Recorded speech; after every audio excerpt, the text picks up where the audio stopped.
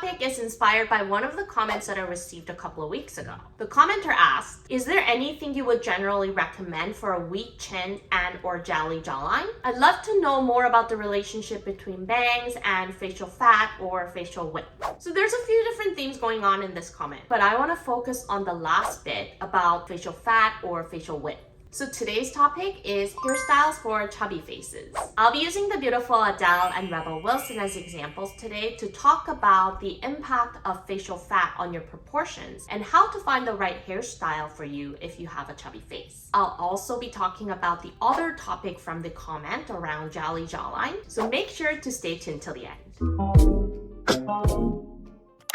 Adele and Rebel Wilson have both gone through some significant weight loss journeys, and I want to first talk about how the weight loss has affected their facial proportions. Let's look at Adele first. When we look at more recent photos of Adele with the weight loss, we can definitely see that she has a long face, and horizontal proportions wise, her top third is the longest section out of the three. Now let's compare this to her proportions before the weight loss. The facial fat around her cheeks adds width to her face, of course, and it changes the width to length ratio of her face, making her face appear less long. But more importantly, the fat under her chin visually extends the length of her lower third, and as a result, the length of her top third becomes less highlighted and the face appears more balanced overall. Can you see how your eyes are far more drawn to Adele's forehead in the left photo? So this is just my suspicion, but Adele used to have bangs when she debuted, and I think that Adele most likely wore bangs because she knew she had a big forehead and she was trying to cover it with bangs.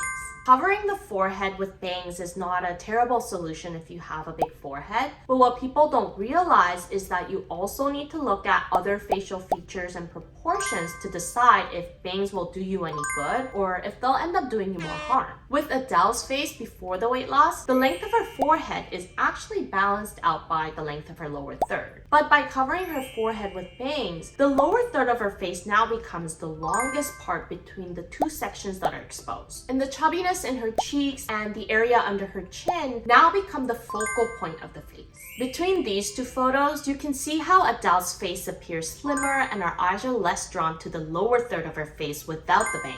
If anything, now would be a better time for Adele for bangs because the weight loss shrunk the size of her lower third and her eyes are yet again naturally drawn to the largest section, which is her forehead. Rebel Wilson is a very similar case to Adele, but the difference between Rebel and Adele is that Rebel's forehead is proportionally larger than Adele's. So despite the extra weight under her chin visually lengthening her lower third, her forehead is still the longest section in her horizontal proportions and her eyes are still naturally drawn to it the most. So with Rebel's face, we're actually dealing with two different extremes here. When she wears bangs that cover her forehead entirely, her chin and cheek areas become the focal point of the face. But when she exposes her forehead now becomes the focal point of her face. So for Rebel, it's important to find a style that balances these two extremes, and side swept bangs or curtain bangs that expose only parts of her forehead will do exactly that. In my video on blunt bangs, I explained how side bangs or side parting can make your forehead appear smaller because our eyes will recognize the distance from the parting down to the eyebrows as the size of the forehead instead of from center down.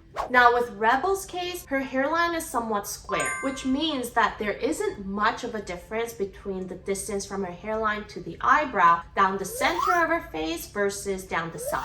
So even with side bangs, if she doesn't cover enough of her forehead, the bangs don't really do much in visually shortening the length of her forehead. So Rebel needs to be a little more thoughtful in deciding the right style of side bangs, or she can use curtain bangs, which also cover a significant portion of the forehead, but you can still see glimpses of the forehead. Between these three photos, you'll notice how your eyes are less drawn to her cheeks and chin area in the second and third photos than in the first photo. And between these three, you'll also notice how your eyes are less drawn to her forehead in the second and third photos. Now let's go back to the comment and talk about jowly jawline. A jowly jawline is a result of sagging skin, muscle, and fat. So by that definition, I think a jowly jawline can be caused by a couple of different reasons. First, if we're talking about it in the way where you have excess fat that sags down below your chin from having a chubby face, like in Adele's or Rebel Wilson's case, then we've already talked about how what's important is balancing your horizontal proportions and making sure that the lower third of your face doesn't become the focal point. Now, with this case, I'm assuming that the main concern is the fat around the facial outline and how wide the face appears because of it. So if your main goal is to appear more slender overall, then the hair around your neck will play an important role. Because the hair around your neck creates shadows that makes your neck appear thinner, and that will help with making you look more slender overall.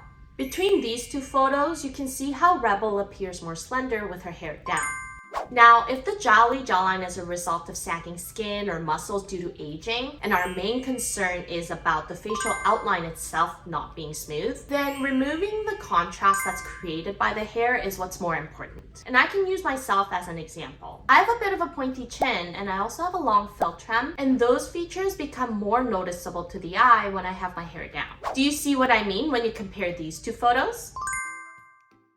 So if your main goal is to draw the attention away from the jowly jawline, then wearing short hair or wearing your hair up will make the jawline less noticeable. And if possible, lightening your hair color around your jawline will also help because the contrast created by your hair will not be as strong with a lighter hair color. So here's a summary of tips and tricks for today. A double chin will visually enlarge the size of your lower third, and in this case, covering your entire forehead with bangs will end up drawing more attention to your chin and cheeks area.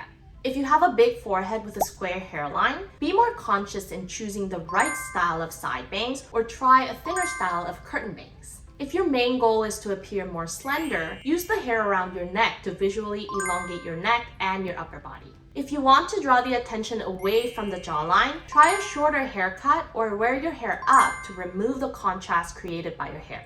I hope you found this video helpful. If you have any other questions or if you want me to talk about any specific topics like I did today, make sure to leave your comments down below. Here is the next video you should watch. But before you go, don't forget to like and subscribe and turn on your notifications for the next new video on my channel. Until next time, stay unique and stay gorgeous.